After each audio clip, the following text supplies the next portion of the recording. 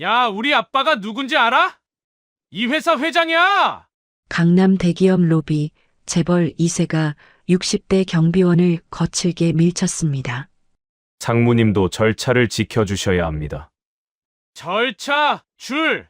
감히 경비 따위가 나를 가르쳐! 너 같은 건 전화 한 통이면 끝이야! 경비원은 고개를 숙이고 주먹만 꽉 쥐었습니다. 그래, 그러는 넌 내 아들이 누군지 아냐? 그때 멀리서 정장 차림 남자가 그 장면을 보고 멈춰 섰습니다. 재벌 2세는 몰랐습니다.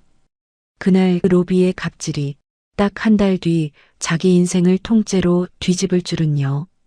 사연 시작 전 구독과 좋아요를 눌러주시고 지금 어디에서 보고 계신지 댓글로 남겨주세요. 그곳에 좋은 일이 가득하길 기원합니다. 서울 강남 한복판 유리와 대리석으로 치장한 고층 빌딩이 아침 햇살을 받아 반짝이고 있었습니다. 로비에는 이른 아침부터 정장 차림의 직원들이 분주하게 드나들었고 택배 기사들이 짐을 실어 나르고 청소 직원들이 바닥을 닦아내고 있었어요. 검은색 경비복을 단정하게 차려입은 김만수는 오늘도 어김없이 출입구 옆에 서 있었습니다. 만수의 나이는 올해로 65세였어요. 이 회사에서 경비원으로 일한 지 벌써 15년째였습니다. 허리를 곧게 펴고 서 있는 모습은 여전히 반듯했지만 아침부터 서 있으면 무릎이 욱신거렸죠. 그래도 만수는 자기 일을 묵묵히 해냈습니다. 출근하는 직원들에게 허리를 살짝 굽혀 인사하고 출입증을 확인하고 규정대로 건물을 지키는 게 그의 일이었으니까요. 오전 11시가 조금 넘은 시각 로비 앞에 검은색 외제차 한 대가 급하게 멈춰 섰습니다. 엔진 소리가 유난히 컸어요. 차에서 내린 사람은 30대 초반으로 보이는 젊은 남자였습니다. 명품 브랜드 로고가 선명한 재킷을 입고 손목에는 값비싼 시계를 차고 있었죠. 선글라스도 벗지 않은 채 성큼성큼 로비 안으로 걸어 들어왔습니다. 강도준이었습니다. 이 건물 주인인 그룹 회장의 아들이자 지금은 상무라는 직함을 달고 있는 재벌 2세였어요. 만수는 그가 들어올 때마다 가슴 한편이 무거워지는 걸 느꼈지만 얼굴에는 내색하지 않았습니다. 도주는 로비 중앙을 가로질러 VIP 전용 동선 쪽으로 곧장 향했습니다. 일반 출입구가 따로 있었지만 그는 신경 쓰지 않았어요. 그 앞에는 보안 게이트가 설치되어 있었습니다. 출입증을 태그해야만 통과할 수 있는 구조였죠. 출입증 태그가 없으면 자동으로 경보음이 울리게 되어 있었어요. 로비를 지나던 직원 몇몇이 도준을 보고 재빨리 길을 비켰습니다. 누군가 작은 목소리로 상무님 오신다라고 속삭였고 사람들은 고개를 숙이거나 시선을 피했어요. 그런 분위기 속에서 만수만이 제자리에 서 있었습니다. 만수는 재빨리 다가갔습니다. 규정상 VIP 동선이라도 출입 절차는 지켜야 했거든요. 상무님, 출입증 태그 부탁드립니다. 만수가 정중하게 말했습니다. 목소리는 낮았지만 단호했어요. 하지만 도주는 고개도 돌리지 않았습니다. 그거 너희나 서는 거지. 도준이 비아냥거리듯 말하며 그냥 게이트 쪽으로 걸어갔습니다. 만수는 한 발짝 앞으로 나서며 게이트 앞을 막아섰어요. 상무님도 절차를 지켜주셔야 합니다. 만수의 목소리에는 떨림이 없었습니다. 규정은 규정이었으니까요. 그 순간 도준의 얼굴이 일그러졌어요. 절차? 감히 경비 따위가 나를 가르쳐? 도준의 목소리가 로비 전체에 울려 퍼졌습니다. 사람들의 발걸음이 멈췄어요. 하지만 아무도 돌아보지 않으려 애썼습니다. 도준은 만수를 빤히 쳐다보더니 출입증도 태그하지 않은 채 보안 게이트를 손으로 거칠게 밀쳤습니다. 삑삑. 경보음이 요란하게 울렸습니다. 로비에 있던 사람들의 시선이 일제히 그쪽으로 쏠렸어요. 택배기사는 짐을 든 채 멈춰섰고 청소 직원은 걸레질하던 손을 멈췄습니다. 안내 데스크에 있던 직원은 전화기를 든 채 굳어 있었죠. 하지만 아무도 나서지 않았습니다. 만수는 침착하게 다시 한번 말했습니다. 신분증 제시하셔야 합니다. 그러자 도준이 갑자기 만수의 어깨를 거칠게 밀쳤습니다. 만수의 몸이 뒤로 휘청거렸어요. 경비복 어깨에 도준의 손자국이 남았습니다. 주변에 서 있던 젊은 직원 하나가 상무님 제가 하며 끼어들려다가 도준의 차갑게 돌아온 눈빛을 보고는 입을 다물고 물러섰습니다. 도준이 비웃는 표정으로 만수를 내려다봤습니다. 야, 우리 아빠가 누군지 알아? 이 회사 회장이야. 만수는 대답하지 않았습니다. 도준이 한 박자 뒤에 더 낮게 말했어요. 너 같은 건 전화 한 통이면 끝이야. 주변 사람들이 더 깊이 고개를 숙였습니다. 만수는 고개를 숙인 채 아무 말도 하지 못했어요. 다만 주먹만 꽉 쥐었을 뿐이었습니다. 만수의 입술이 미세하게 떨렸어요. 그래. 그러는 넌 내 아들이 누군지 아냐? 만수의 입술만 아주 미세하게 움직였습니다. 하지만 그 말은 결코 소리가 되지 않았어요. 아들한테 누가 될까봐 만수는 그저 참았습니다. 바로 그 순간이었습니다. 빌딩 입구 쪽에서 정장 차림의 남자가 들어서고 있었어요. 30대 후반에서 40대 정도로 보이는 남자였습니다. 단정한 정장에 서류 가방을 든 모습이었죠. 남자는 멀리서 익숙한 뒷모습을 보고 손을 들려다가 그만 발걸음을 멈췄습니다. 경비복 입은 사람이 누군가에게 밀리는 장면이 눈에 들어왔거든요. 고개를 숙인 채 서 있고 그 앞에서 누군가 비웃고 있었습니다. 남자의 표정이 순간 굳어졌어요. 하지만 남자는 달려가지 않았습니다. 대신 천천히 휴대전화를 꺼내 귀에 갖다 댔어요. 마치 전화를 받는 것처럼 보였지만 실제로는 손가락이 화면을 조용히 움직이고 있었습니다. 화면 아래에 작은 빨간 점이 나타났어요. 남자의 얼굴은 얼어붙어 있었지만 손은 전혀 떨리지 않았습니다. 도준이 비웃으며 만수 곁을 지나쳐갔습니다. 만수는 그대로 서 있었어요. 주먹은 여전히 꽉 쥐어진 채였고 어깨는 미세하게 떨리고 있었습니다. 정장 차림의 남자는 화면을 내려다봤습니다. 빨간 점이 사라졌어요. 남자는 휴대전화를 주머니에 넣고 천천히 경비원 쪽으로 걸어갔습니다. 만수는 뒤에서 다가오는 발걸음 소리를 듣고 고개를 돌렸어요. 남자가 서 있었습니다. 만수의 얼굴이 순간 하얗게 질렸어요. 아버지. 남자가 낮게 불렀습니다. 만수는 급하게 손을 저었어요. 별일 아니다. 그냥 별일 아니야. 만수가 애써 웃으며 말했습니다. 하지만 그 웃음은 금방 흔들렸어요. 남자는 아무 말도 하지 않았습니다. 다만 아버지의 떨리는 어깨를 꽉 쥔 주먹을 억지로 지은 웃음을 가만히 바라볼 뿐이었죠. 경보음이 멈춘 자리만 더 조용했습니다. 사람들은 아무 일도 없었던 것처럼 각자의 자리로 돌아갔어요. 하지만 정장 차림 남자의 눈빛만은 달라져 있었습니다. 태우는 아버지의 팔을 가만히 잡았습니다.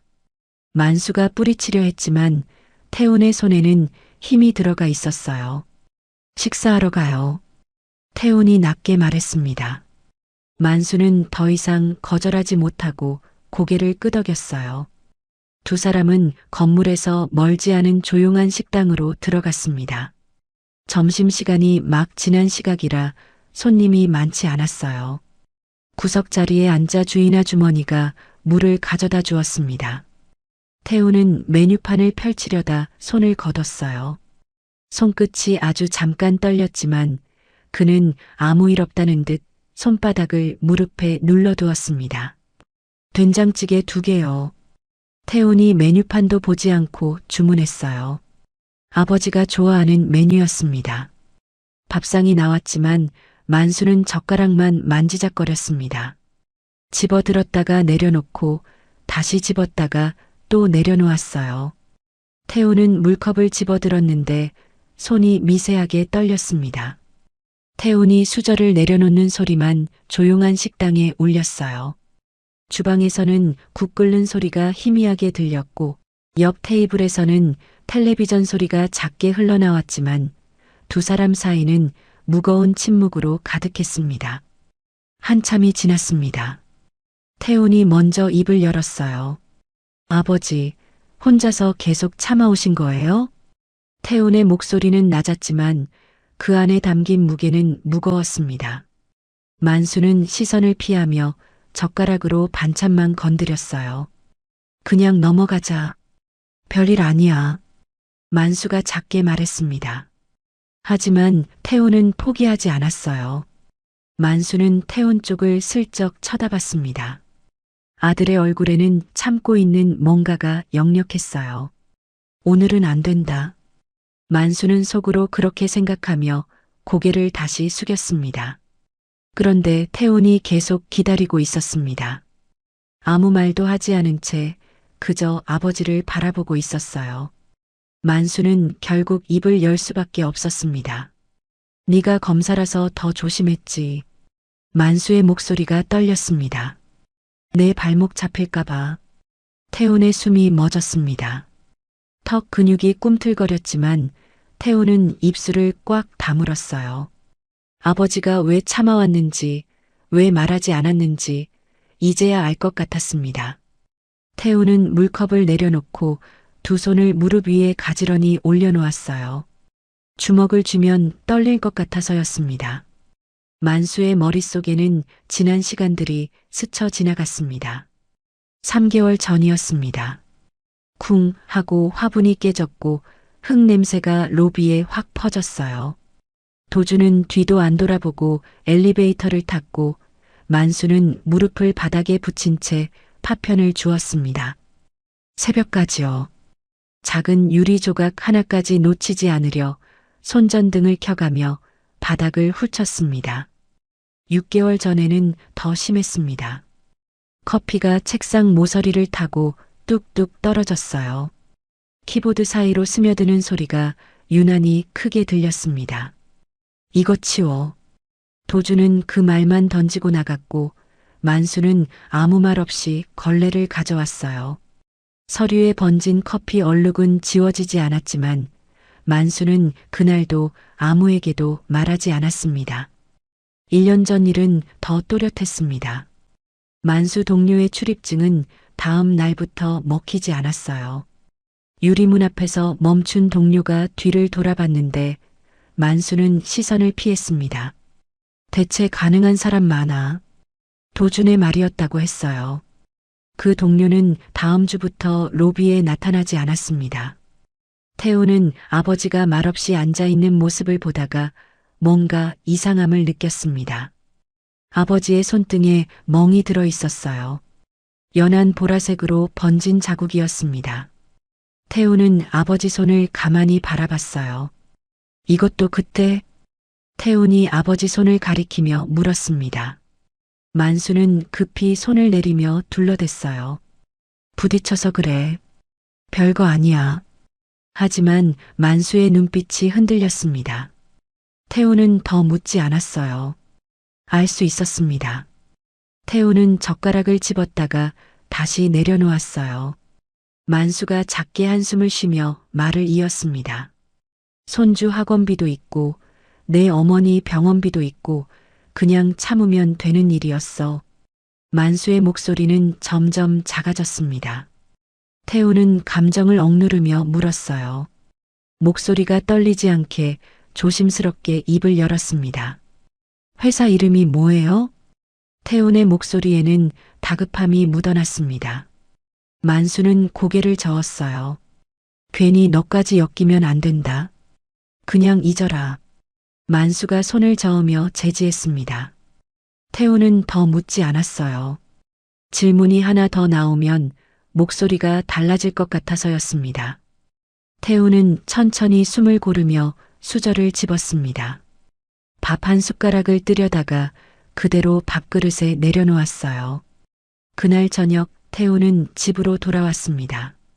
현관문을 열고 들어서자 집안은 조용했어요. 태우는 곧장 서재로 향했습니다. 책상 위에는 며칠 전 부장검사로 승진하며 배당받은 사건 파일이 쌓여 있었어요. 용역계약, 하청업체, 민원 처리비 횡령 의혹. 태우는 파일을 하나씩 펼쳤습니다. 서류를 넘기던 태훈의 손이 멈췄어요. 회사 이름이 눈에 들어왔습니다. 오늘 아침 아버지가 근무하던 그 건물의 회사 이름이었어요. 태훈은 그 이름을 한참 동안 응시했습니다. 태훈은 컴퓨터를 켰습니다. 사건 관련 기업 이름을 하나씩 검색했어요. 도준의 회사 계열사 이름이 나왔습니다. 하청업체, 용역업체, 관리업체 같은 라인으로 엮인 이름들이 연속으로 등장했어요.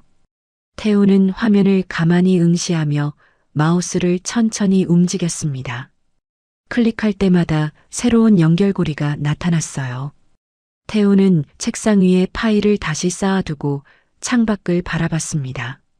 서울 야경이 펼쳐져 있었어요. 수많은 불빛이 반짝이고 있었지만 태훈의 눈에는 아무것도 들어오지 않았습니다. 태훈은 의자 등받이에 몸을 기댔다가 다시 앞으로 몸을 숙였어요. 태훈은 펜을 집어들었습니다. 그리고 파일 맨 위에 조용히 날짜를 적었어요. 오늘. 다음 날 아침 태훈은 평소보다 일찍 검찰청에 도착했습니다.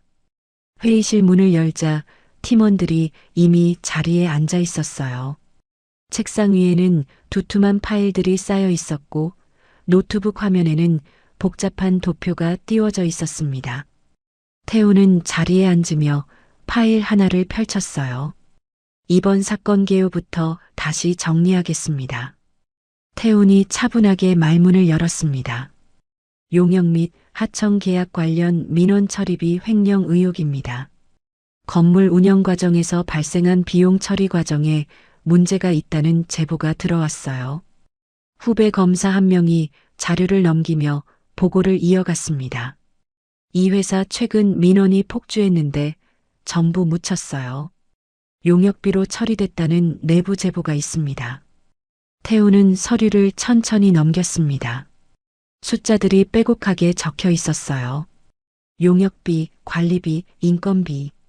비슷한 항목들이 반복되었지만 서류를 넘기던 태훈의 손이 멈췄습니다. VIP 동선 관리비라는 항목 옆에 적힌 숫자가 눈에 들어왔어요. 태훈은 그 줄을 다시 한번 읽었습니다. 다른 항목들과 결이 달랐어요. 이 항목 세부 내역 확보해 주세요. 태훈이 손가락으로 해당 부분을 가리키며 말했습니다. 수사관이 고개를 끄덕이며 메모했어요. 며칠 뒤 수사관을 통해 초동 자료가 들어왔습니다. 태우는 팀원들과 함께 자료를 분석했어요. 용역비 지급 내역을 들여다보니 이상한 패턴이 보였습니다. 특정 VIP 민원 무마 처리라는 문구가 반복적으로 기재되어 있었어요. 날짜와 금액만 달랐을 뿐 같은 이유로 돈이 빠져나간 흔적이 여러 차례 나타났습니다. 후배 검사가 화면을 가리키며 말했습니다. 부장님, 이거 보세요. VIP가 절차 건너뛰는 순간마다 민원 처리비가 움직였습니다. 날짜가 딱 맞아떨어져요. 태우는 화면을 가만히 응시했습니다. 로비 출입 기록과 용역비 지급 날짜가 겹쳐 있었어요. 태훈의 눈빛이 차갑게 가라앉았습니다. 이 돈이 왜 여기로 움직이지? 태훈이 낮게 중얼거렸습니다. 팀원들이 고개를 들어 태훈을 바라봤어요. 태훈은 파일을 덮으며 말했습니다. 더 파고들어야 합니다. 이건 단순 횡령이 아니에요. 점심시간이 되자 태훈은 혼자 자리에서 일어났습니다. 팀원들이 함께 가자고 했지만 태훈은 볼 일이 있다며 먼저 나섰어요. 태우는 차를 몰고 아버지가 근무하는 건물 주변으로 향했습니다. 건물 앞에 차를 세우고 태우는 주변을 천천히 둘러봤습니다. 로비 입구, CCTV 위치, 보안 게이트 배치. 태우는 마치 처음 보는 것처럼 하나하나 살폈어요. 출입 동선이 어떻게 구성되어 있는지, VIP 전용 통로가 어디로 연결되는지 눈으로 확인했습니다. 태우는 휴대전화를 꺼내 몇 장의 사진을 찍었습니다. CCTV 각도, 게이트 위치, 경비실 배치도. 렌즈를 내리는 순간 안내 데스크 쪽에서 전화 수화기가 내려앉는 소리가 희미하게 들렸어요. 태우는 휴대전화를 주머니에 넣으며 로비 유리창에 비친 뒤를 슬쩍 확인했습니다. 누군가 자신을 보고 있는 것 같았지만 고개를 돌렸을 때는 아무도 없었어요. 태우는 로비 안으로 들어갔습니다. 안내 데스크에 젊은 여직원이 앉아 있었어요. 태우는 자연스럽게 다가가 물었습니다. 요즘 경비일 힘드시죠? 갑작스러운 질문에 안내원이 고개를 들었습니다. 낯선 사람이었지만 태운의 표정은 부드러웠어요. 네. 그런데 왜요? 안내원이 조심스럽게 되물었습니다. 태우는 가볍게 웃으며 대답했어요. 그냥 궁금해서요. 태우는 더 이상 묻지 않고 로비를 빠져나왔습니다. 안내원은 태운의 뒷모습을 멍하니 바라보다가 옆자리 동료에게 몸을 기울였어요. 아까 그 사람 말투가 좀 단단하던데. 안내원이 작게 속삭였습니다. 동료가 로비 입구를 힐끗 봤지만 이미 태우는 사라진 뒤였어요. 검찰 쪽 사람 같던데? 동료가 고개를 갸웃하며 말했습니다. 두 사람은 잠시 수군거렸어요. 그 대화는 점심시간이 지나고 나서 다른 직원들에게도 조금씩 퍼져나갈 것이었습니다. 그날 저녁 태우는 집으로 돌아온 뒤 휴대전화를 집어들었습니다. 아버지에게 전화를 걸었어요. 신호음이 몇 번 울린 뒤 만수의 목소리가 들렸습니다. 응, 나야. 아버지, 오늘 괜찮으셨어요? 태운이 조심스럽게 물었습니다. 전화 너머로 잠깐 침묵이 흘렀어요. 응. 만수의 대답은 짧았습니다. 태우는 더 묻고 싶었지만 참았어요. 아버지가 말하고 싶지 않다는 걸 알았으니까요. 그럼 조심히 들어가세요. 전화 드릴게요. 그래. 통화가 끊겼습니다. 태우는 휴대전화를 내려다보며 한참을 서 있었어요. 화면이 꺼져도 태우는 움직이지 않았습니다. 태우는 서재로 들어갔습니다. 책상 위에는 사건 파일이 여전히 쌓여 있었고 그 옆에는 작은 액자 하나가 놓여 있었어요. 몇 년 전 아버지와 함께 찍은 사진이었습니다. 태우는 파일과 액자를 번갈아 보았습니다. 아버지의 웃는 얼굴과 차갑게 정리된 서류 뭉치, 두 개가 같은 책상 위에 나란히 놓여 있었어요. 태우는 의자에 앉아 파일을 다시 펼쳤습니다. VIP 동선, 민원 처리비, 용역 계약. 모든 것이 한 곳을 가리키고 있었어요. 태우는 천천히 숨을 고르며 펜을 집어들었습니다. 메모지에 몇 가지 키워드를 적어 내려갔어요. 연결고리, 증거 확보, 확대 수사. 누가 이걸 매번 닦아준 거지. 태운이 낮게 중얼거렸습니다. 다음 날 아침, 태우는 상급자 사무실 문을 두드렸습니다. 손에는 보고서 한 부가 들려 있었어요. 상급자가 고개를 들어 태운을 보았습니다. 들어오세요. 태우는 책상 앞에 보고서를 내려놓았습니다. 표지에는 굵은 글씨로 제목이 적혀 있었어요. 사건 확대 수사 필요성 검토. 이 사건 확대 수사 필요합니다. 태운이 차분하게 말했습니다. 상급자는 보고서를 집어들어 첫 장을 펼쳤어요. 태우는 창밖을 바라봤습니다. 저 멀리 아버지가 근무하는 건물이 보였어요.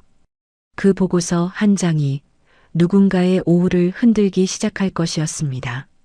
그날 오후 강도주는 자신의 사무실에 앉아 있었습니다. 넓은 책상 위에는 서류 몇 장이 흩어져 있었고 창밖으로는 서울 도심이 한눈에 내려다 보였어요. 도주는 의자에 비스듬히 기댄 채 휴대전화를 만지작거리고 있었습니다. 노크 소리가 들렸습니다. 비서가 조심스럽게 문을 열고 들어왔어요. 상무님, 보고 드릴 게 있습니다. 비서가 서류 몇 장을 들고 다가왔습니다. 도주는 휴대전화에서 눈을 떼지 않은 채 대답했어요. 뭔데? 검찰에서 회사 쪽 자료 요청이 들어왔습니다. 비서의 목소리는 조심스러웠습니다. 도주는 여전히 휴대전화만 보고 있었어요. 손가락으로 화면을 쓸어내리며 시큰둥하게 말했습니다. 또 쇼하는 거지. 적당히 서류 주고 넘겨. 도준이 하품을 하며 말했습니다. 비서는 잠시 망설이다가 다시 입을 열었어요. 근데 담당이 부장검사래요. 이름이. 비서가 서류를 내려다보며 확인했습니다. 김태훈입니다. 도준의 손가락이 멈췄습니다. 휴대전화 화면을 보던 시선이 천천히 비서 쪽으로 옮겨갔어요. 김태훈? 도준이 되물었습니다. 처음 듣는 이름이었어요. 비서는 고개를 끄덕였습니다. 네, 부장검사랍니다. 도준은 잠시 말이 없었습니다. 책상 위에 놓인 물컵을 집어 들려다가 손을 멈췄어요. 뭔가 걸리는 게 있는 것 같았지만 도준은 곧 휴대전화를 책상 위에 던지며 비웃었습니다. 그래봤자 월급쟁이. 돈으로 정리 안 되는 게 어디 있어. 도준이 손을 휘저으며 말했습니다. 비서는 더 이상 말하지 않고 조용히 물러났어요. 하지만 도준은 비서가 나간 뒤에도 한참 동안 물컵을 바라보고 있었습니다. 같은 시각 검찰청 회의실에서는 태훈 팀이 자료를 분석하고 있었습니다.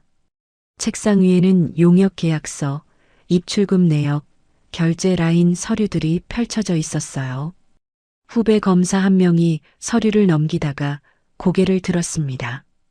부장님, 구조가 상당히 복잡해요. 페이퍼 컴퍼니 냄새가 납니다.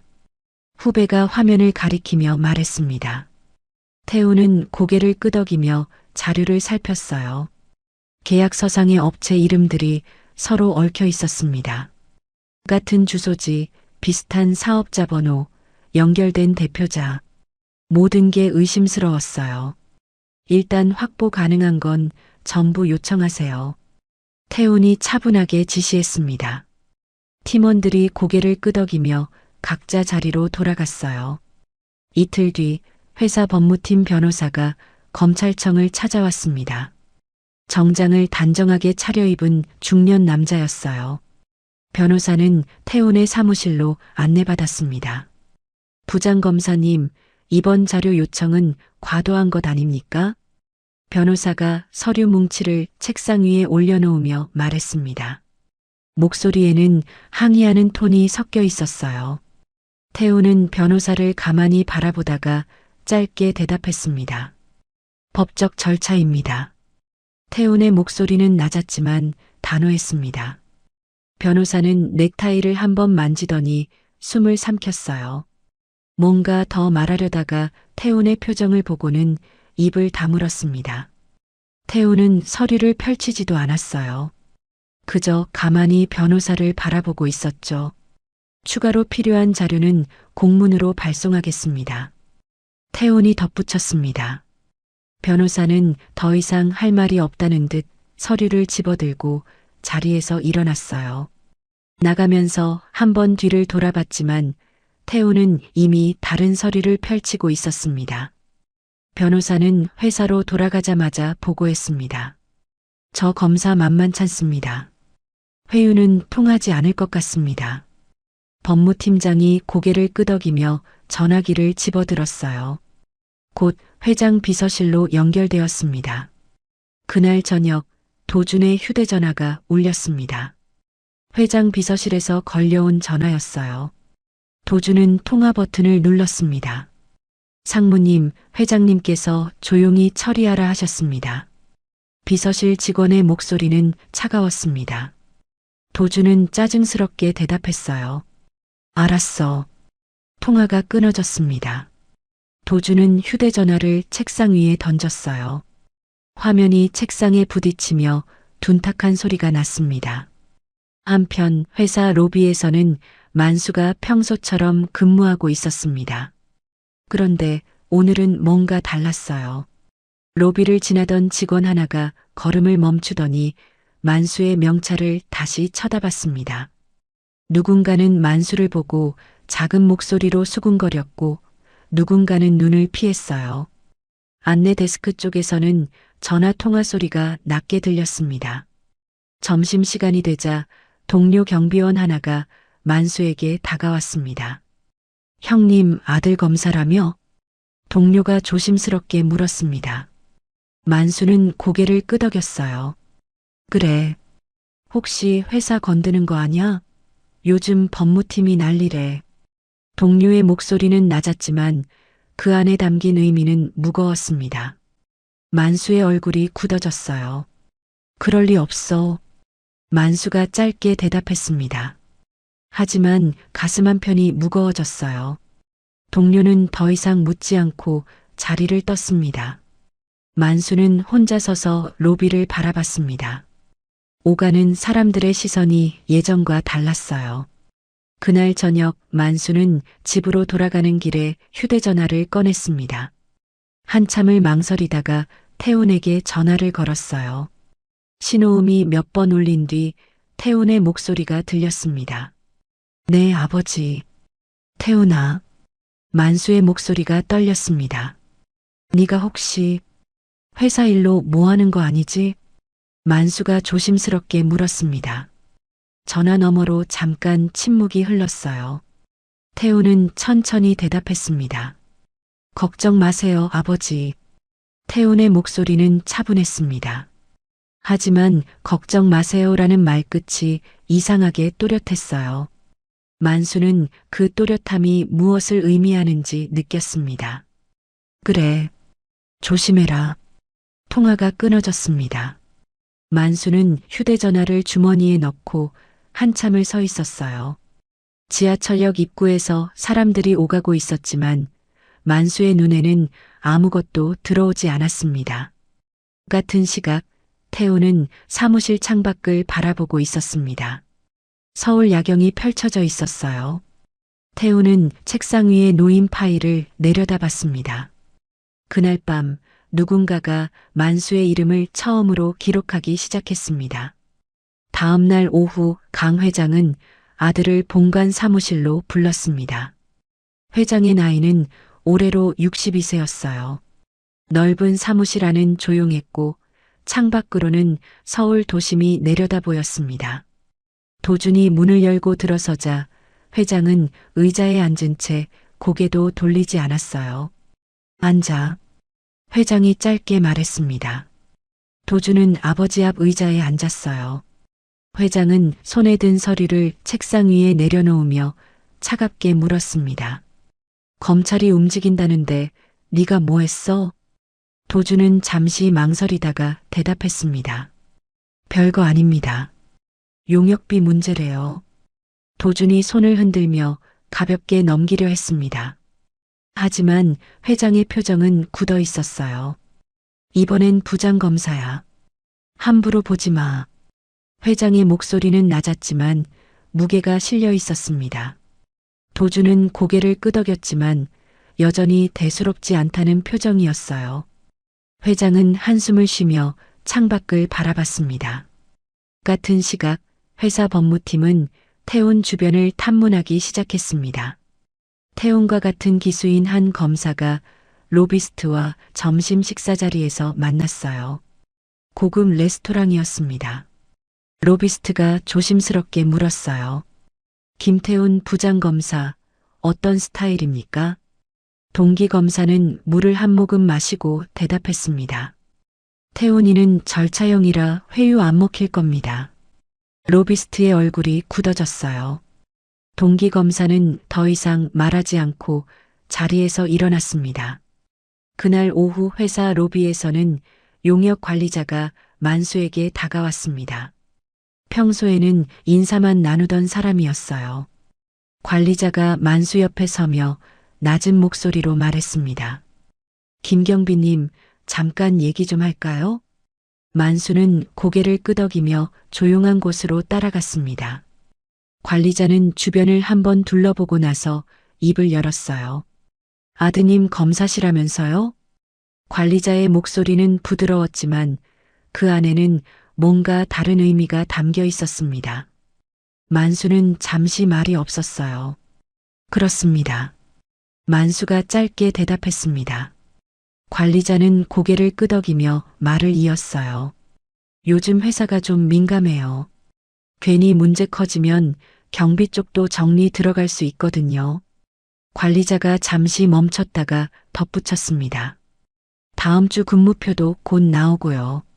만수는 대답 대신 목젖을 한번 삼켰습니다. 관리자는 만수의 어깨를 한번 툭 치고는 돌아섰어요. 그날 저녁 도주는 사무실에서 비서의 보고를 받고 있었습니다. 비서가 조심스럽게 입을 열었어요. 상무님, 담당 검사에 대해 알아봤습니다. 도준이 고개를 들었습니다. 비서는 잠시 망설이다가 말했어요. 아까 로비에서 밀친 그 경비 있잖습니까? 그분 아들이 담당 검사랍니다. 도준의 얼굴이 굳어졌습니다. 손에 들고 있던 펜이 책상 위로 떨어졌어요. 도준은 의자 등받이에 몸을 기대며 천장을 바라봤습니다. 숨이 한번 끊어졌어요. 그 사람 아들이. 도준이 낮게 중얼거렸습니다. 처음으로 불안한 표정이 얼굴에 떠올랐어요. 비서는 더 이상 말하지 않고 조용히 물러났습니다. 그날 밤 만수는 집으로 돌아왔습니다.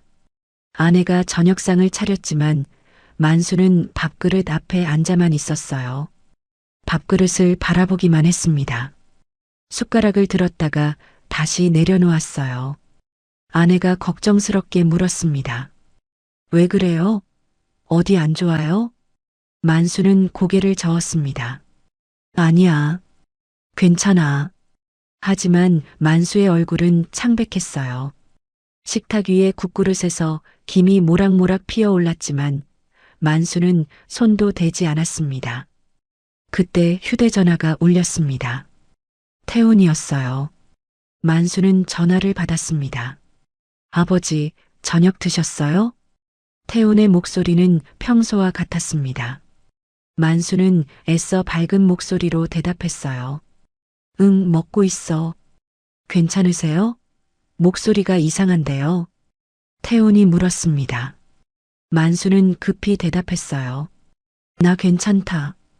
피곤해서 그래. 하지만 만수의 목소리는 떨리고 있었습니다. 태훈은 전화 너머로 아버지의 숨소리를 들었어요. 평소와 달랐습니다. 혹시 누가 뭐라 했어요? 태훈이 조심스럽게 물었습니다. 만수는 잠시 침묵했다가 대답했어요. 아니다. 아무도 안 그랬어. 만수가 부인했지만 태훈은 수화기를 꽉 쥐었습니다. 손등에 핏줄이 드러났어요. 알겠습니다. 푹 쉬세요, 아버지. 태훈이 조용히 말했습니다. 통화가 끊어졌어요. 만수는 휴대전화를 식탁 위에 내려놓고 한참을 앉아 있었습니다. 아내가 만수의 손을 가만히 잡았어요. 태훈은 전화를 끊고 나서 한참을 서 있었습니다. 사무실 창밖으로 서울 야경이 펼쳐져 있었어요. 태훈은 책상 서랍을 열어 휴대전화 속 녹음 파일을 확인했습니다. 화면에 CH1 로비에서 녹음한 파일이 보였어요. 재생 버튼을 누르려다가 손을 멈췄습니다. 태훈은 책상 옆 액자를 한번 바라봤어요. 아버지와 함께 찍은 사진이었습니다. 태훈은 파일을 다시 펼쳤습니다. 그리고 팀원에게 메시지를 보냈어요. 내일 아침 회의 앞당깁니다. 8시까지 출근해 주세요. 잠시 후 답장이 왔습니다. 알겠습니다, 부장님. 태훈은 휴대전화를 내려놓고 파일을 다시 펼쳤습니다. 용역 계약서, 입출금 내역, 결제 라인. 모든 서류를 다시 한번 검토했어요. 다음 날 아침 팀원들이 모두 모였습니다. 태우는 회의실 문을 닫고 팀원들을 바라봤어요. 현장 쪽 압박 들어가는 것 같습니다. 태훈이 차분하게 말했습니다. 더 빨리 움직여야 해요. 오늘 안으로 추가 자료 확보하고 내일 오전까지 분석 완료합니다. 팀원들이 고개를 끄덕였습니다. 태우는 파일을 펼치며 각자 맡을 부분을 지시했어요. 회의실 안은 긴장감으로 가득했습니다. 같은 시각 만수는 로비에서 근무를 시작했습니다. 오가는 사람들의 시선이 어제보다 더 무거웠어요. 누군가는 만수를 지나치며 고개를 돌렸고 누군가는 작은 목소리로 수군거렸습니다. 만수는 그 시선들을 느끼면서도 묵묵히 자리를 지켰어요. 점심시간이 되자 동료 경비원이 다가왔습니다. 형님, 괜찮아요? 동료가 걱정스럽게 물었습니다. 만수는 고개를 끄덕였어요. 응, 괜찮아. 하지만 만수의 얼굴에는 지친 기색이 역력했습니다. 동료는 더 이상 묻지 않고 조용히 자리를 떴어요. 만수는 혼자 서서 로비를 바라봤습니다. 사람들이 분주하게 오가고 있었지만 만수의 눈에는 아무것도 제대로 들어오지 않았어요. 만수는 천천히 숨을 고르며 경비복 단추를 다시 한번 여몄습니다. 그리고 다시 제자리에 섰어요. 그 순간 2층 난간에서 누군가가 만수를 내려다보고 있었습니다. 그 사람은 휴대전화를 꺼내 만수의 뒷모습을 사진으로 찍었어요. 화면에 만수의 이름표가 선명하게 담겼습니다. 사흘 뒤 태운팀의 금융조사 결과가 들어왔습니다. 회의실 책상 위에는 두툼한 서류 뭉치가 놓여 있었어요. 후배 검사가 서류를 펼치며 보고했습니다.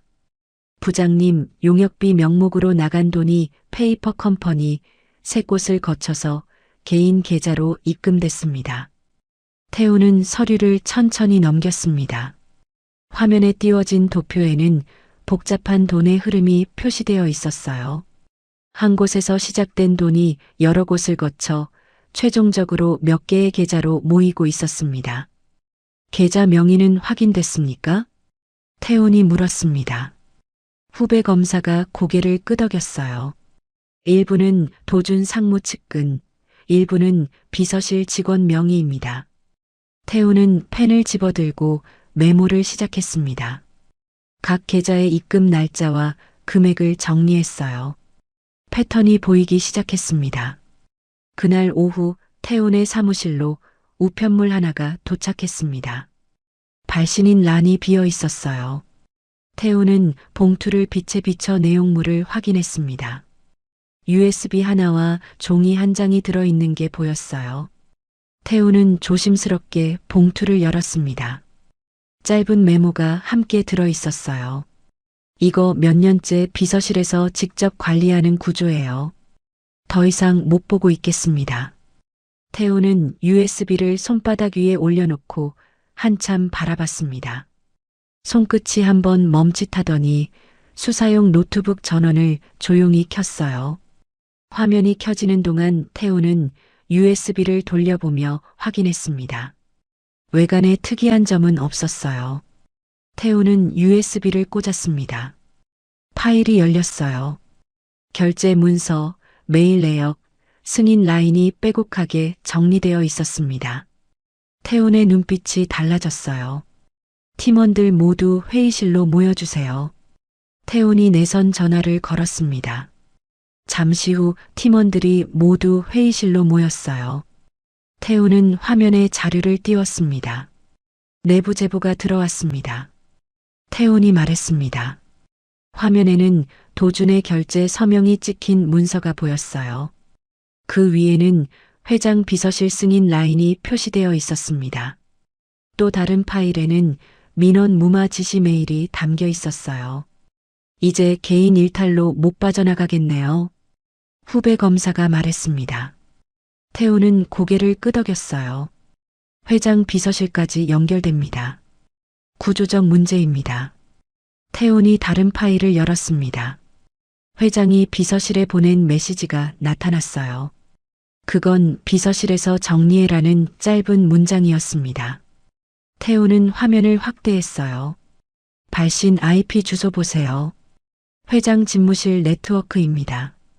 태훈이 손가락으로 화면을 가리켰습니다. 팀원들이 몸을 앞으로 숙여 화면을 들여다봤어요. 짧은 문장이었지만 그 문장 하나로 돈의 흐름이 누구 손에서 정리됐는지 드러났습니다. 또 다른 메일도 확보되어 있었습니다. 법무실장이 받은 메일이었어요. 회장님 뜻입니다. 흔적 남기지 말고 처리하세요. 발신자는 비서실장이었습니다. 메일 하단에는 삭제 지시 문구가 적혀 있었어요. 읽고 즉시 삭제 바랍니다. 이 정도면 조직적 범죄로 봐야 합니다. 태훈이 파일을 닫으며 말했습니다. 팀원들이 긴장한 표정으로 고개를 끄덕였어요. 같은 시각 회사 본관에서는 긴급 회의가 열리고 있었습니다. 법무팀장, 비서실장, 그리고 몇몇 임원들이 모여 있었어요. 법무팀장이 서류를 내려놓으며 말했습니다. 이거 막기 힘듭니다. 증거가 너무 명확해요. 법무팀장의 목소리에는 긴장감이 묻어났습니다. 비서실장이 눈살을 찌푸렸어요. 어디서 샜는지 찾아야 합니다. 비서실장이 차갑게 말했습니다. 하지만 법무팀장은 고개를 저었어요. 지금은 그게 중요한 게 아닙니다. 검찰이 이미 다 확보했어요. 회의실 안은 무거운 침묵으로 가득했습니다. 그날 저녁 도주는 아버지 사무실로 불려갔습니다. 회장은 창밖을 바라보고 서 있었어요. 도준이 들어서자 회장이 천천히 돌아섰습니다. 아버지한테 말씀드려야 하나요? 도준이 조심스럽게 물었습니다. 처음으로 목소리에 불안이 섞여 있었어요. 회장은 도준을 보지 않고 책상으로 걸어갔습니다. 앉으며 서류를 펼쳤어요. 지금이라도 선 그어. 네가 단독으로 한 일이라고 해. 회장의 목소리는 차가웠습니다. 도준은 믿을 수 없다는 표정으로 아버지를 쳐다봤어요. 그럼 전 어떻게 되는데요? 도준의 목소리가 떨렸습니다. 회장은 서류 모서리를 정리하며 다음 장을 넘겼어요. 도준을 보지 않았습니다. 네가 감옥 가는 것보다 회사 무너지는 게 더 큰 문제야. 회장이 펜으로 서류의 밑줄을 그으며 말했습니다. 도준은 한 발짝 뒤로 물러섰어요. 입술이 파르르 떨렸습니다. 하지만 아버지께서 지시하신 거잖아요. 도준이 떨리는 목소리로 말했습니다. 회장은 고개를 들어 처음으로 도준을 바라봤어요. 도준이 말을 잇는 동안에도 회장은 펜을 내려놓지 않고 서류만 계속 넘겼습니다. 증거 있어? 회장이 차갑게 물었습니다. 도준은 아무 말도 하지 못했어요. 회장은 다시 서류를 내려다봤습니다. 나가봐. 도준은 멍하니 서 있다가 천천히 몸을 돌렸습니다. 사무실 문을 나서는 도준의 뒷모습이 초라해 보였어요. 다음 날 아침 만수는 인사팀으로부터 연락을 받았습니다. 인사팀 직원이 서류 한 장을 내밀었어요. 김경빈님, 며칠 쉬시죠? 유급 휴가입니다. 직원의 목소리는 공손했지만 만수는 그 말의 의미를 알았습니다. 강제 휴가였어요. 만수는 서류를 받아들고 로비로 돌아왔습니다. 동료 경비원들이 만수를 바라봤지만 아무도 말을 걸지 않았어요. 만수는 경비복을 벗고 사복으로 갈아입었습니다. 사물함 문을 닫으며 한참을 서 있었어요. 15년 동안 매일 열고 닫던 사물함이었습니다. 그날 오후 태우는 아버지가 휴가를 받았다는 소식을 들었습니다. 회사 내부에서 흘러나온 정보였어요. 태우는 휴대전화를 집어들었다가 다시 내려놓았습니다. 아버지에게 전화하면 뭐라고 말해야 할지 알 수 없었어요. 태우는 팀원들을 불렀습니다. 압수수색 준비합니다. 태훈이 차분하게 말했습니다. 팀원들이 고개를 끄덕였어요. 태훈은 영장 신청 서류를 펼쳤습니다. 펜을 들고 한 글자 한 글자 정확하게 작성했어요. 창밖으로 해가 지고 있었습니다. 태훈은 서류를 다 작성하고 나서 창밖을 바라봤어요. 저 멀리 아버지가 근무하던 건물이 보였습니다. 불이 하나둘 켜지기 시작했어요. 태훈은 서류를 봉투에 넣고 인장을 찍었습니다. 내일 아침 법원에 제출할 영장이었어요. 태훈은 책상 위 액자를 한번 바라봤습니다. 아버지와 함께 찍은 사진이었어요. 태훈은 불을 끄고 사무실을 나섰습니다. 복도는 조용했어요. 태훈의 발걸음 소리만 복도에 울렸습니다. 다음 날 오전 법원에서 압수수색 영장이 발부되었습니다. 태훈은 영장을 받아들고 사무실로 돌아왔어요. 팀원들이 이미 회의실에 모여 있었습니다. 오늘 밤 최종 점검합니다. 태훈이 화이트보드 앞에 서며 말했습니다. 회사 본관 약도가 화면에 띄워졌어요.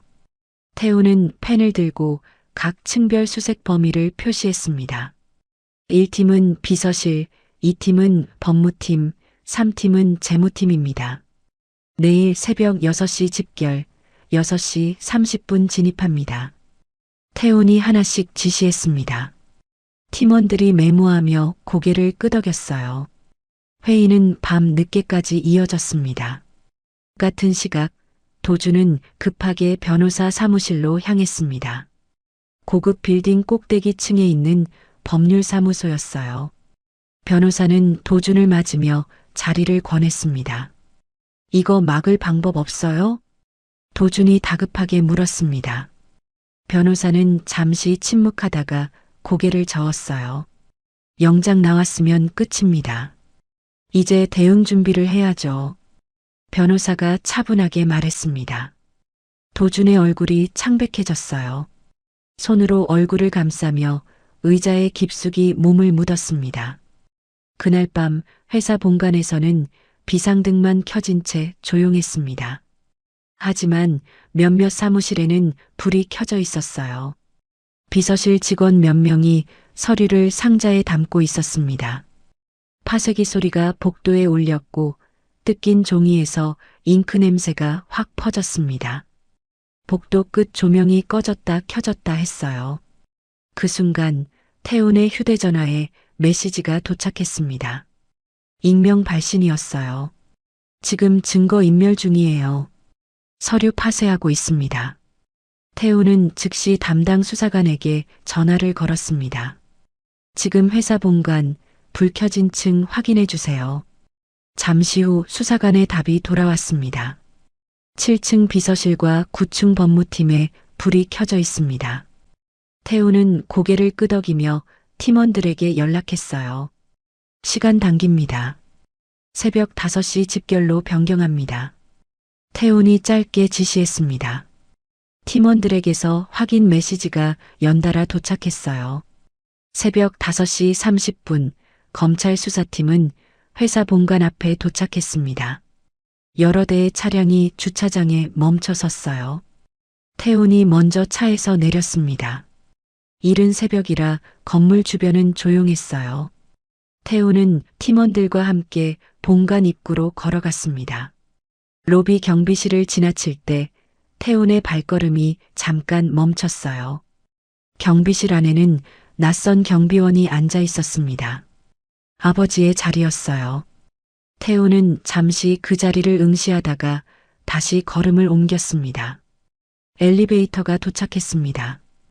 팀원들이 나눠 타고 각 층으로 올라갔어요.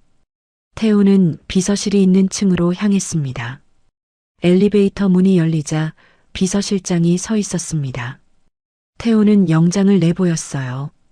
압수수색 영장입니다. 협조 부탁드립니다. 태훈이 차분하게 말했습니다. 비서실장은 영장을 받아들고 한참 들여다봤어요. 하지만 할 수 있는 일은 없었습니다. 수사팀이 비서실 안으로 들어갔습니다. 서류 처리 가득한 캐비닛, 컴퓨터, 결제 문서함.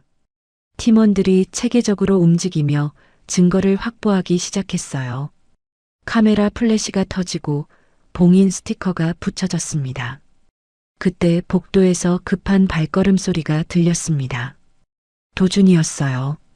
급히 출근한 도준은 비서실 앞에서 멈춰 섰습니다.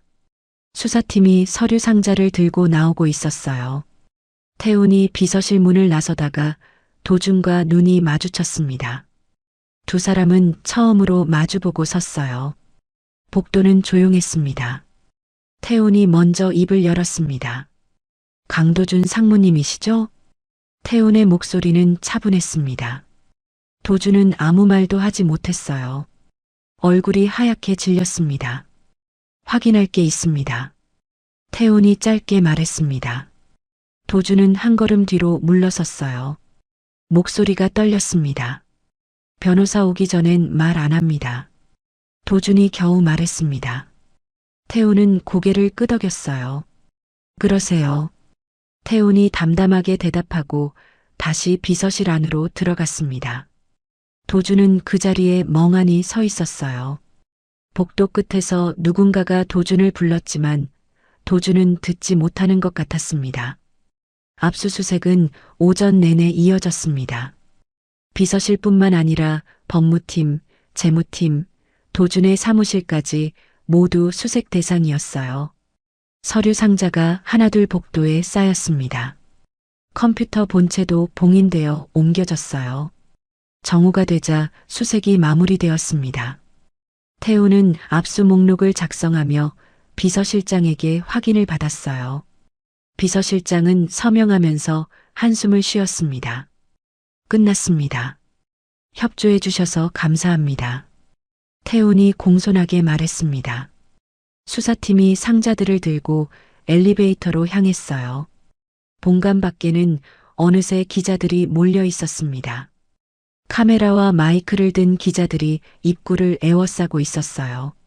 태훈 팀이 나오자 플래시가 터지기 시작했습니다. 검사님, 한 말씀 해주세요. 기자들이 소리쳤습니다. 하지만 태훈은 아무 말 없이 차량으로 향했어요. 팀원들이 상자를 차에 싣기 시작했습니다. 그때 건물에서 도준이 나왔습니다. 선글라스를 쓰고 급하게 주차장으로 향했어요. 기자들이 일제히 도준 쪽으로 달려갔습니다. 상무님, 횡령 의혹에 대해 어떻게 생각하십니까? 회장님도 연루됐습니까? 질문이 쏟아졌습니다. 도준은 손으로 얼굴을 가리며 차로 뛰어갔어요. 카메라 플래시가 쉴 새 없이 터졌습니다. 도준은 차 문을 열고 급히 안으로 들어갔어요. 차가 출발하자 기자들이 따라 뛰었지만 차는 빠르게 주차장을 빠져나갔습니다. 그날 저녁 만수는 거실 소파에 앉아 있었습니다. 텔레비전에서 저녁 뉴스가 나오고 있었어요. 앵커의 목소리가 들렸습니다. 대기업 계열사의 비자금 조성 의혹과 관련해 오늘 검찰이 압수수색에 나섰습니다. 화면이 바뀌었습니다. 만수가 15년 동안 근무했던 회사 본관이 나왔어요. 검찰 수사팀이 상자를 들고 나오는 장면이었습니다. 기자들이 몰려 있었고 카메라 플래시가 터지고 있었어요. 만수는 리모컨을 쥔 손을 놓지 못한 채 무릎 위에 얹었습니다. 손가락 끝만 아주 조금 떨렸어요. 아내가 옆에 앉아 만수의 어깨에 손을 얹었습니다. 만수는 아무 말도 하지 않았어요. 화면에는 도준이 차에 타는 장면이 나왔습니다. 손으로 얼굴을 가리고 급하게 도망치듯 차에 오르는 모습이었어요. 만수는 그 장면을 멍하니 바라봤습니다. 뉴스는 계속 이어졌지만 만수는 더 이상 듣지 않았어요. 그저 텔레비전 화면만 바라보고 있었습니다. 압수수색 다음 날 강 회장은 긴급 이사회를 소집했습니다. 본관 최상층 회의실에 이사진들이 모여 앉았어요. 회의실 안은 무거운 침묵으로 가득했습니다. 회장이 자리에 앉으며 입을 열었습니다. 이번 사태는 도준의 개인 일탈입니다. 회사 차원의 공식 입장을 준비하겠습니다.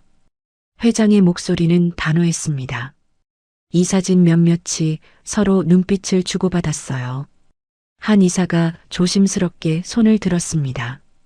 그런데 회장님, 결제 라인이 회장님까지 올라가 있는데요? 이사가 서류를 넘기며 물었습니다. 회의실 안 공기가 얼어붙었어요. 회장은 잠시 침묵하다가 대답했습니다. 그건 형식적 서명이었어. 실무는 아래에서 다 진행했고, 회장이 손을 흔들며 말했습니다. 법무팀장이 고개를 들었어요. 검찰이 그렇게 안 볼 겁니다. 결제 라인 자체가 구조적 관여를 입증하는 증거로 쓰일 수 있습니다. 법무팀장의 목소리에는 걱정이 묻어났습니다. 또 다른 이사가 서류를 들어올리며 말했어요.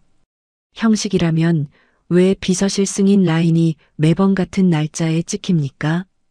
이사의 질문에 회의실 안이 더 조용해졌습니다. 회장은 눈살을 찌푸렸어요. 더 이상 말하는 사람은 없었습니다. 같은 시각 검찰청에서는 태운팀이 압수한 자료를 분석하고 있었습니다. 회의실 책상 위에는 서류와 컴퓨터 화면이 가득했어요.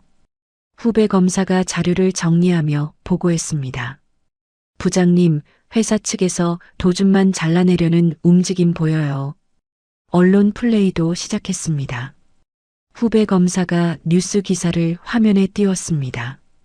일부 임원의 일탈, 회사 차원 관여 없어라는 제목이 보였어요. 태우는 기사를 읽고 나서 고개를 저었습니다. 그래서 우린 위로 올라갑니다. 태운이 화이트보드에 조직도를 그리며 말했습니다.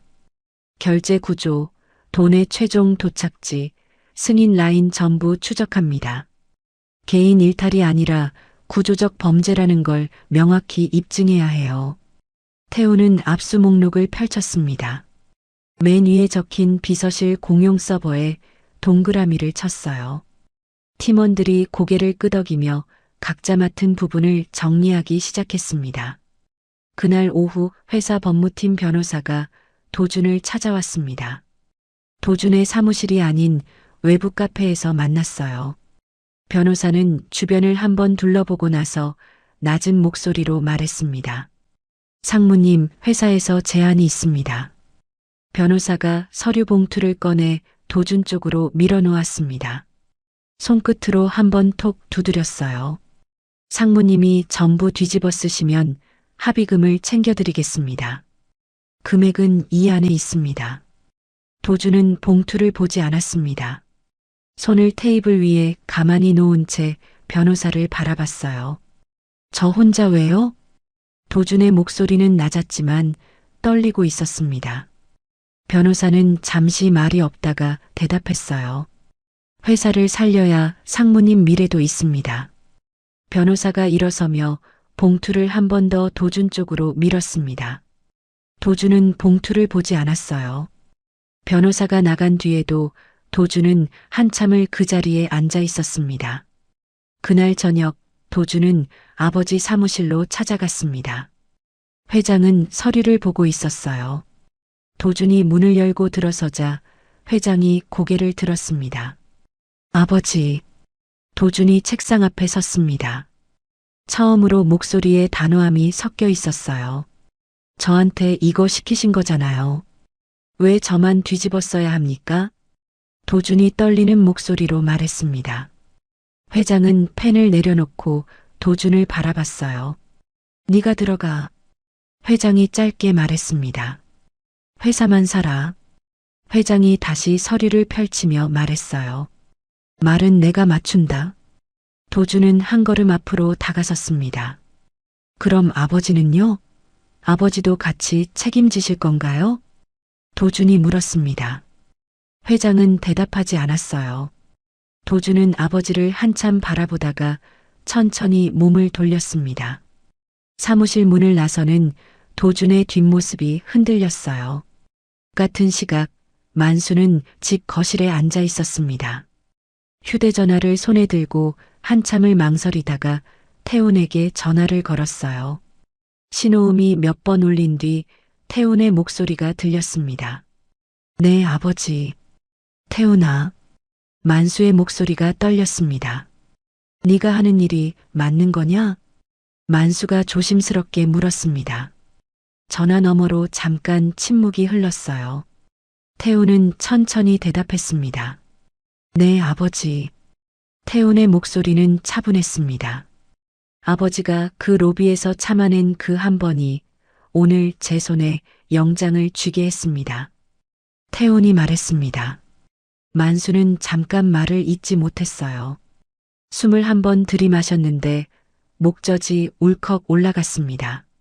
태훈의 머릿속에는 어린 시절이 떠올랐습니다. 아버지가 누군가에게 부당하게 당하는 걸 본 적이 있었어요. 그날 어린 태훈은 다짐했었습니다.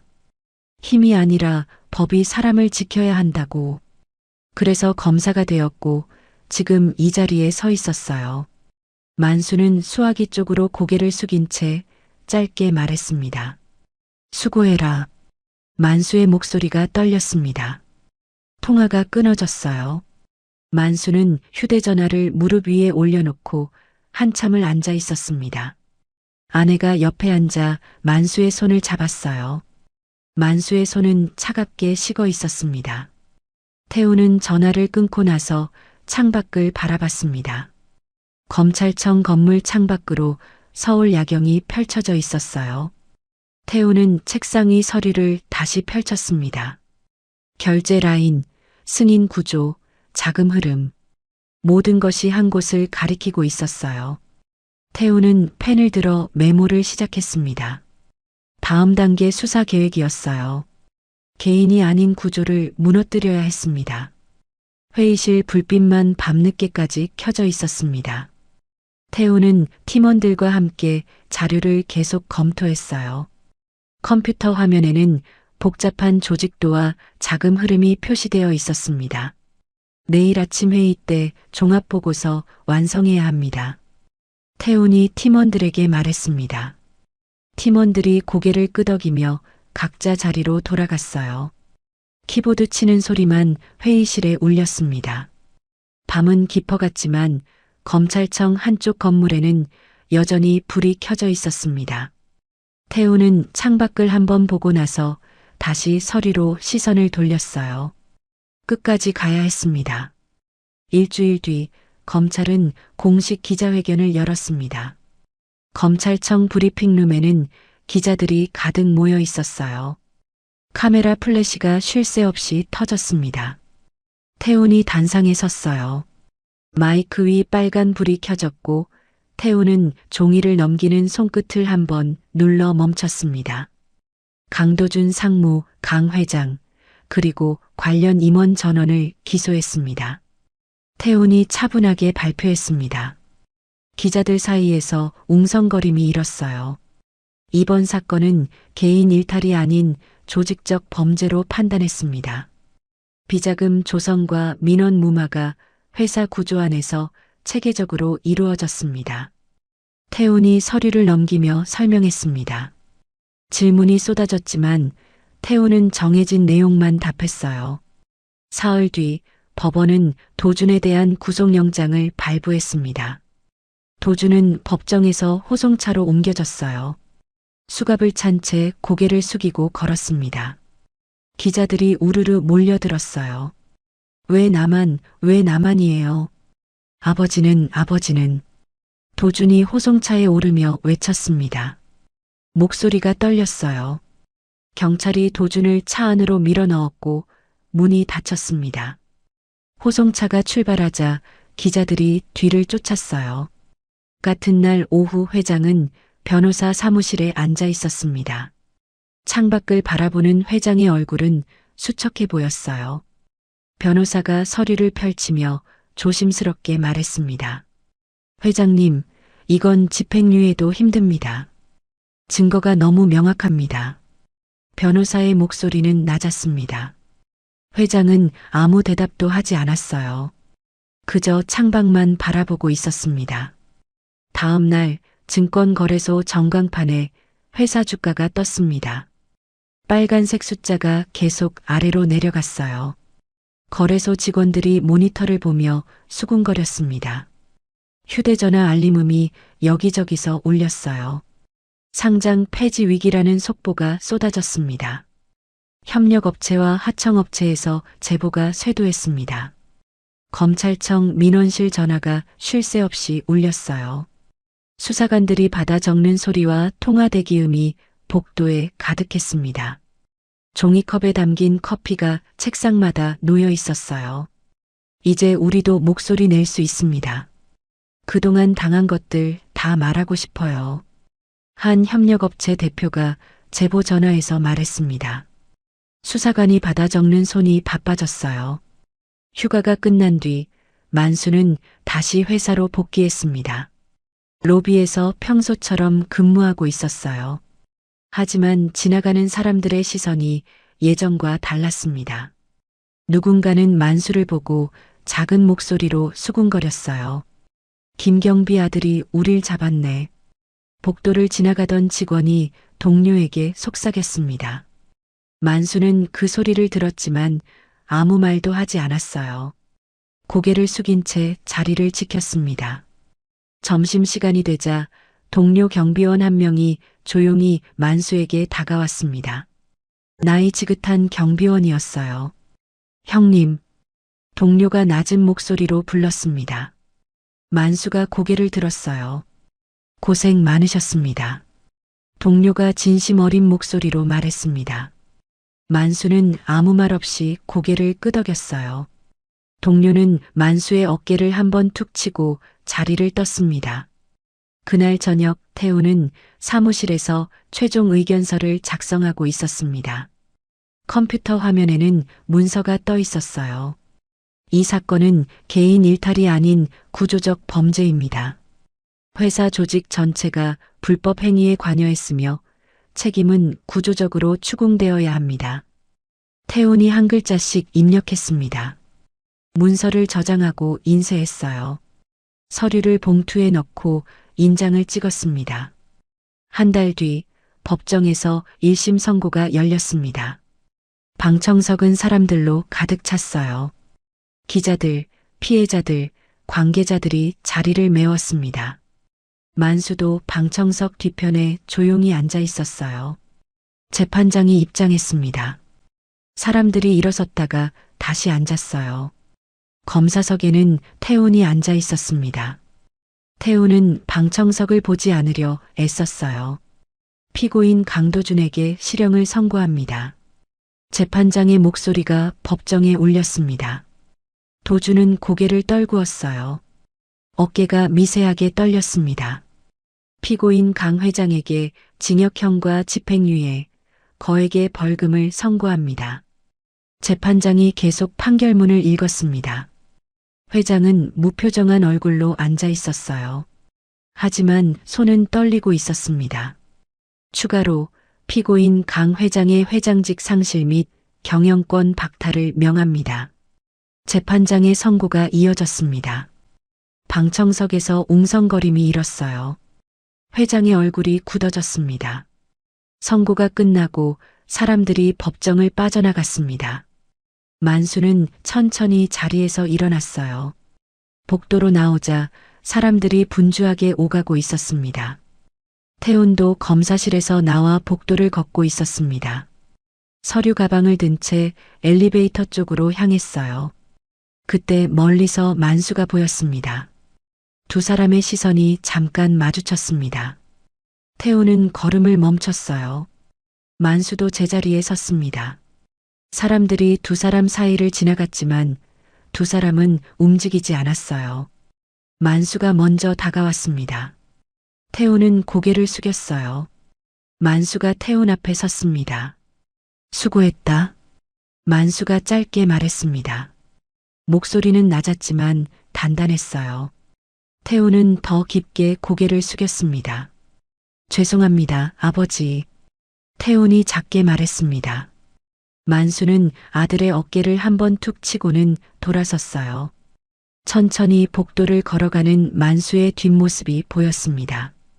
허리가 예전보다 조금 더 곧게 펴져 있었어요. 태훈은 한참을 그 자리에 서서 아버지의 뒷모습을 바라봤습니다. 사람들이 계속 지나갔지만 태우는 움직이지 않았어요. 그날 저녁 뉴스에서는 선고 소식이 대서특필되었습니다.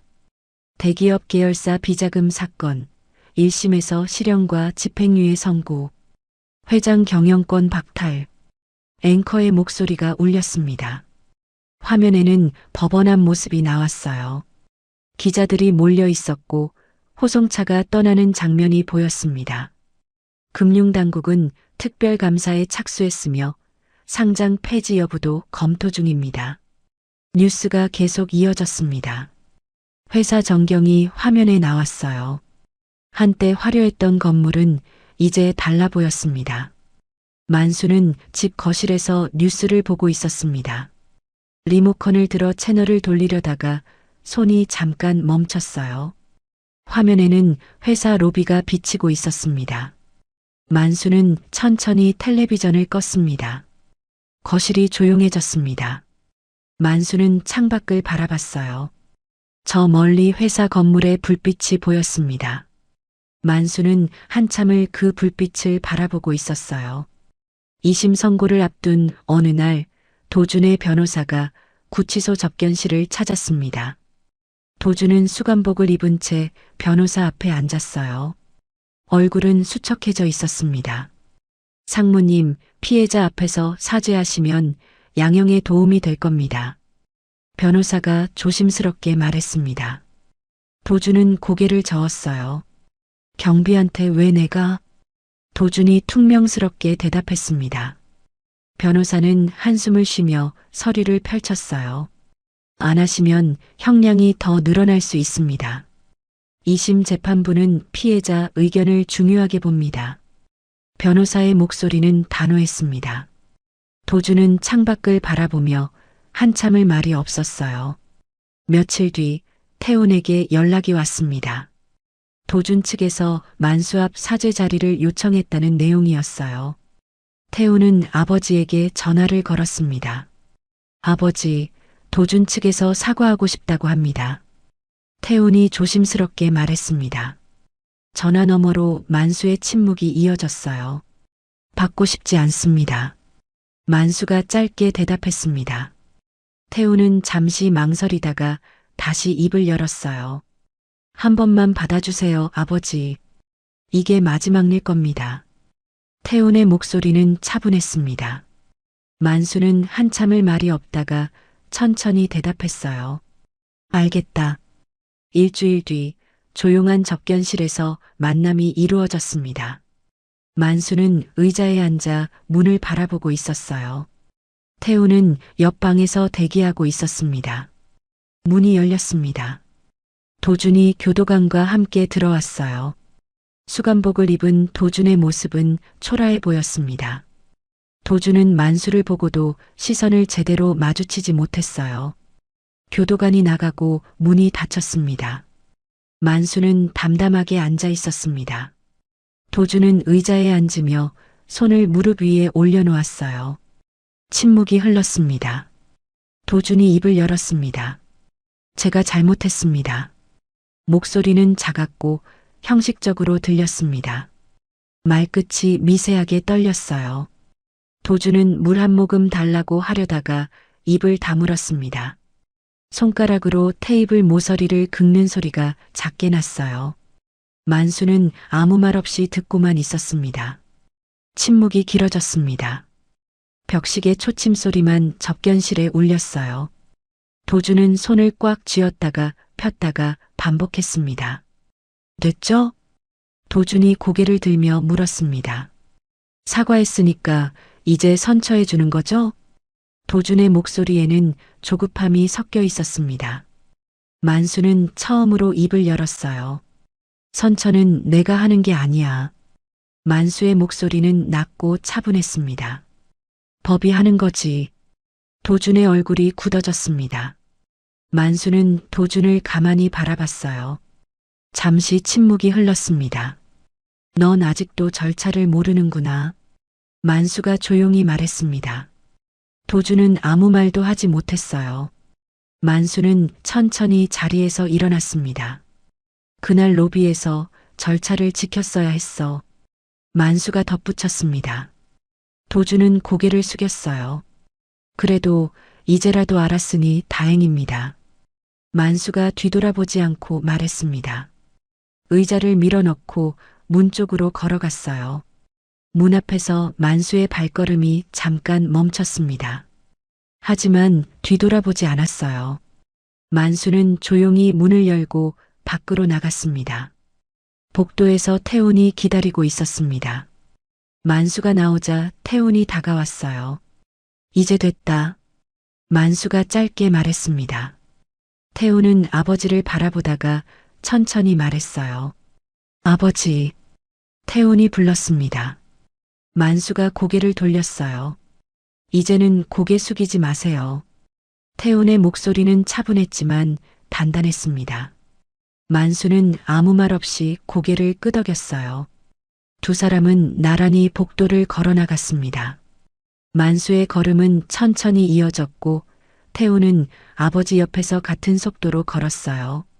만수는 경비복 단추를 여미던 습관처럼 손을 올렸다가 그냥 자연스럽게 내렸습니다. 어깨가 조금씩 펴지기 시작했어요. 복도 끝 창문으로 햇살이 들어왔습니다. 두 사람은 창문 앞에 멈춰 섰어요. 창밖으로는 서울 하늘이 펼쳐져 있었습니다. 구름 한 점 없는 맑은 하늘이었어요. 만수는 창밖을 바라봤습니다. 저 멀리 회사 건물이 보였어요. 15년 동안 매일 출근하던 곳이었습니다. 하지만 이제는 달라 보였어요. 태훈도 아버지 옆에서 같은 방향을 바라봤습니다. 두 사람은 말없이 서 있었어요. 복도는 조용했습니다. 만수가 천천히 숨을 들이마셨습니다. 그리고 다시 내쉬었어요. 어깨에 힘이 빠지는 것 같았습니다. 하지만 동시에 더 곧게 펴지는 느낌이었어요. 가자. 만수가 조용히 말했습니다. 태우는 고개를 끄덕였어요. 두 사람은 다시 걸음을 옮겼습니다. 복도를 걸어나가는 두 사람의 뒷모습이 보였습니다. 만수와 태우는 나란히 걸었어요. 걸음은 느렸지만 흔들림이 없었습니다. 출구 쪽 문이 열렸습니다. 밖에서 햇빛이 쏟아져 들어왔어요. 두 사람은 빛 속으로 걸어 들어갔습니다. 만수는 처음으로 허리를 완전히 폈습니다. 태우는 아버지 옆에서 같은 높이로 걸었어요. 두 사람의 그림자가 바닥에 나란히 드리워졌습니다. 건물 밖 거리에는 사람들이 오가고 있었습니다. 차들이 지나갔고 바람이 불었어요. 만수와 태우는 그 속을 천천히 걸어갔습니다. 만수는 하늘을 한번 올려다봤습니다. 구름이 천천히 흘러가고 있었어요. 오랜만에 보는 하늘이었습니다. 만수는 작게 숨을 내쉬었어요. 저 멀리서 새 한 마리가 날아올랐습니다. 하늘 높이 올라가는 새를 만수가 잠깐 바라봤어요. 태훈도 같은 곳을 보았습니다. 그날 저녁 만수는 집에 돌아왔습니다. 현관문을 열자 아내가 거실에서 일어났어요. 만수의 얼굴을 보더니 아무 말 없이 물 한 잔을 건넸습니다. 만수는 물을 받아들고 창밖을 바라봤어요. 아내가 만수 옆에 조용히 앉았습니다. 만수는 물을 한 모금 마시고 잔을 내려놓았어요. 창밖으로 저녁 노을이 지고 있었습니다. 이제 괜찮아. 만수가 작게 말했습니다. 아내는 만수의 손을 가만히 잡았어요. 두 사람은 말없이 창밖을 바라봤습니다. 노을이 천천히 지고 있었습니다. 하루가 저물고 있었어요. 하지만 내일은 다시 해가 뜰 것이었습니다. 만수는 처음으로 편안하게 숨을 쉬었습니다. 어깨에 무게가 내려앉은 것 같았어요. 아내의 손이 따뜻했습니다. 창밖 하늘은 점점 어두워지고 있었습니다. 하지만 만수의 얼굴은 평온했어요. 아버지는 가족을 지키려 고개를 숙였고 아들은 아버지를 지키려 끝까지 고개를 들었습니다. 그 선택이 결국 한 사람의 복수가 아니라 많은 사람들의 억울함을 드러내는 길이 됐습니다. 가장 늦게라도 바로잡히는 것, 그게 절차가 가진 의미였던 것 같습니다. 여러분 마음속에도 그때는 참았던 일이 하나쯤 있으신가요? 있다면 어떤 기억인지 댓글로 나눠주세요. 댓글로 여러분의 생각을 남겨주시면 함께 읽어보겠습니다. 구독과 좋아요로 다음 이야기도 함께 해주세요. 오늘도 들어주셔서 감사합니다. 사연나래였습니다.